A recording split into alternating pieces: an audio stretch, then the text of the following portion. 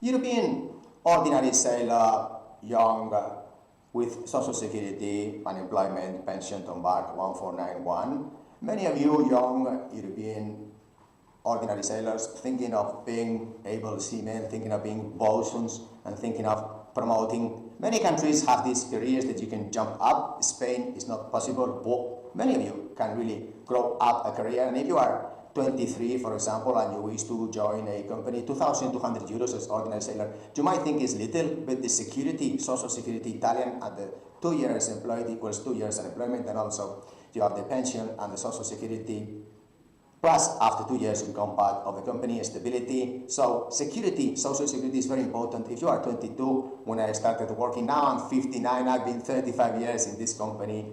And so I stay put because I have a passion for the sea. And if you plan to have the same career as a young European, you know there is very few European ordinary sailors around. And like and subscribe, you can have a career here and you can really think about giving security for your family in the future, because perhaps all we do is for those we love, and the family is first. And this is a ship owner family, and this is a Candina, 4th generation here, 35 years today, put in the trench.